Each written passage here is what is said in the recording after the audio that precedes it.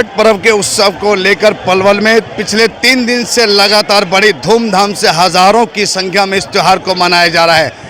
पूरा 1 वर्ष के बाद अब ये त्यौहार फिर से वापस आएगा, जिसको लेकर लोगों में जो उमंग है, जो आस्था है, उसको लेकर बताया जा रहा है कि बेसब्री से एक वर्ष के बाद उसकी इंतजार की जाएगी और किस तरह से छठ पर्व को मनाया गया है। मेरे साथ हमारी पूर्वांचल जल कल्याण समिति के प्रधान विजय पटेल जी, आज उनसे जान लेते हैं कि हज़ारों की संख्या में तमाम जितने भी लोग हैं वो भक्त आए हैं और बड़ी धूमधाम से इस त्यौहार को मनाया गया है। और आज सूर्यदेव कुछ ही पलों में प्रकट होने वाले हैं और आस्था का पर्व है। आस्था के पर्व को मनाने मेरे पीछे देख सकते हैं कि कितनी भीड़ है। चारों तरफ देख सकते हैं कि हजारों की संख्या में ये वो भीड़ है जो पिछले 1 वर्ष से इसकी तैयारी में लगे हुए थे, जिसमें तमाम वो महिलाएं हैं, वो बच्चे भी हैं, जो कि ठंडा पानी है और मौसम बेहद ठंडा, उसके बावजूद भी ये तमाम जो हमारी बहनें और माताएं जो लगातार सेवा में लगी हुई हैं और पुरुष भाई भी हैं और 1 वर्ष से इंतजार कर रहे थे कि ये त्यौहार आएगा, छठ मैया का त्यौहार आएगा, उसको बड़ी धूमधाम से मनाएंगे। और पूरी आस्था के साथ आप देख सकते हैं कि किस तरह पूरा शरीर ठंडे पानी में इस समय है और पूरी आस्था से और लगन से भगवान सूर्य देव को जल देकर उनकी उपासना की जा रही है। और आप देख सकते हैं कि तमाम हजारों की संख्या में यहाँ भीड़ एकत्रित है और इसी भीड़ में आप देख सकते हैं कि वो छोटे छोटे नन्हे बच्चे भी हैं जो एक सूर्य देव की उपासना के लिए, प्रार्थना के लिए, उसको अर्घ देने के लिए, जल अर्पित करने के लिए तमाम बच्चे भी उस जो लगातार जो हिंदुस्तान की जो बड़ी बड़ी जितनी नदियां हैं उन नदियों से जो पवित्र जल लाकर इसमें समायोजित किया था। ये पवित्र घाट है, ये वो पवित्र घाट है जहां आज हजारों की संख्या में लोग फिर से सूर्य नारायण अभी कुछ ही पल में उदय होने वाले हैं और यहाँ पर हजारों की संख्या भीड़। आइए जान लेते हैं विजय पटेल जी से कि किस तरह से उत्सव मनाया गया। जी नमस्कार पटेल साहब। नमस्कार सर। पटेल साहब, पहला सवाल है कि चारों तरफ मंजर दे रहे हैं कि हजारों की संख्या में तमाम श्रद्धालु यहाँ पर जुटे हुए हैं, तो कैसा महसूस करते हैं? बहुत ही सभी सदस्यों का मेहनत और व्यवस्था काम आई, जिसमें महिला सेवा दल का तो खास तौर पे इस कुंड पे कार्य काम आया कि सुबह इतनी बड़ी भीड़ को उन्होंने संभाल लिया। इस सूर्योदय हो चुका है, सभी लोग अर्घ लगभग दे चुके हैं और अपनी जो भी विधि विधान है वो करते हुए निकल भी रहे हैं। काफ़ी भीड़ निकल चुकी है। इसमें एक ही बात खास तौर पे कहना चाहूँगा सभी पत्रकार बंधुओं को कि सभी ने इस चीज़ को फैलाने में, बताने में लोगों को कि आप गांव ना जाएं, यहीं त्यौहार मनाएं। आपके माध्यम से सभी ने बात को माना और लगभग लोग आए। कुछ लोग अपने फ्लैट में और अपने प्लॉट में ही मनाना उचित समझा।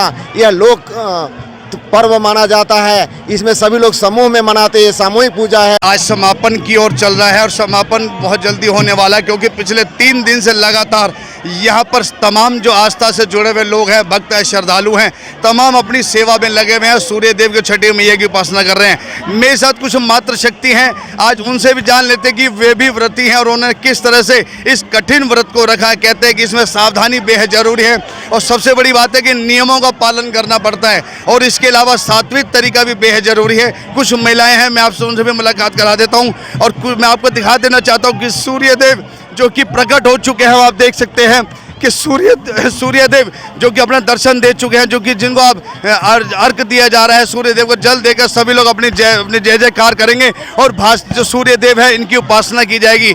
आज जो है घड़ी वो आ चुकी है, क्योंकि ये जो मिलन की घड़ी थी, अब ये विदाई का भी समय आ चुका है और 1 वर्ष के बाद फिर से सभी लोग यहाँ पर धूमधाम से हजारों की संख्या में एकत्रित होंगे।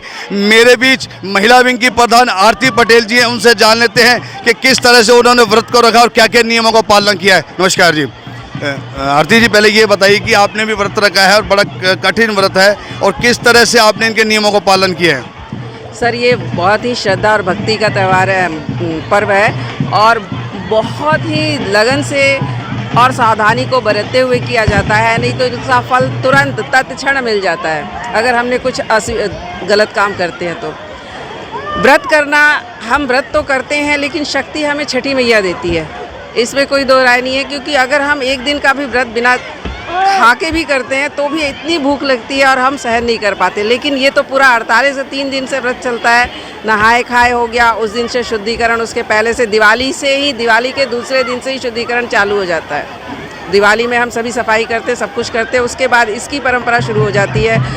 और इसमें लहसुन, जो व्रतधारी हैं उनके यहाँ लहसुन प्याज तक का सेवन बिल्कुल नहीं किया जाता है खाने में, और नहाए खाए से ये परंपरा चली आती है। 30 तारीख को हम डूबते हुए सूर्य को अर्घ देते हैं और 31 को तो छठ माता की कृपा है, माध्यम ये बने हमारी हाजिरी यहाँ लगी और इसीलिए छठ माता की विशेष कृपा है, आशीर्वाद है कि हम यहाँ पे आए हैं आप सबके बीच में। और हमें यहाँ आके ऐसा लगा कि मैं बाहर आया ही नहीं, हमें तो ये लगा कि मैं अपने शहर में हूँ, अपने शहर का कार्यक्रम कर रहा हूँ। ऐसा माहौल देख के मुझे उम्मीद नहीं थी कि वो माहौल यहाँ पे मिलेगी जो यहाँ मिला है। पूरी रात आपके द्वारा और आपके साथी जो हैं मैं उनके द्वारा पूरी रात भजन चलते रहे, छठ मैया का गुणगान चलता रहा, तो हज़ारों की संख्या में भीड़ उपस्थित रही है। तो आपको क्या लगता है कि ये जो आपको वही घर जैसा माहौल लगा या कुछ ऐसा लगा कि मैं बिल्कुल अलग जगह हूँ? बिल्कुल अलग इस मामले में देखा कि जहाँ छठ माता के पूजा का विशेष पर्व पूर्वांचल में बिहार में मनाया जाता है और यहाँ पे वो उससे भी अधिक मात्रा में देखने को मिला है, तो ये ज़रूर अलग लगा। और ये यहाँ की यूनिटी है, ये एकता एक मिसाल कायम कर रही है। व्रतधारी यहाँ पर आए हैं, एक बड़ी मीठी आवाज़ में तमाम अपने शब्दों से छठ मैया के चरणों में अपनी अर्जी लगाएं। क्यों मनीष जी आइए कि मैया तो हरो नजरिया जे करे और हो गइल, कि मैया तो हरो नजरिया जे करे और हो गइल, ओ करे जीवन के नई या में डोर हो गइल, ओ करे जीवन के नैया में डोर हो गइल। मैया तोहरो नजरिया जे करे और हो गइल, ओ करे जीवन के नैया में डोर हो गइल। कि मोरी मैया कहे प्यार सब से कर, सबके सुख दुख में हथवा बटावल कर, सबके सुख दुख में हथवा बटावल कर। रहल रात अन्हरिया अब अजोर हो गइल, रहल रात अन्हरिया अब अजोर हो गइल, ओकरे जीवन के नई या में डोर हो गइल, ओकरे जी हो गइल, ओकरे जीवन के नैया में डोर हो गइल। तो ये श्रद्धा और भक्ति का विश्वास है, क्योंकि भावना में जब भाव ना हो तो भावना बेकार है, और जब भाव और श्रद्धा विश्वास की बात है तो माँ का कृपा तो सदैव भक्तों के साथ रहता है। और सभी लोग बोलिए छठी मैया की। बड़े सुंदर भाव से बताया पांडे जी ने कि छठी मैया की कृपा है और भजन के माध्यम से सभी लोगों को एक जागृति दी है छठ मैया की कृपा में। एक दो शब्द भजन के माध्यम से मैं आपसे भी निवेदन करूंगा कि अपनी पुकार लगाएं। छठ मैया की बात है तो छठ मैया का पारंपरिक भजन ही 2 लाइन का सुना रहे हैं।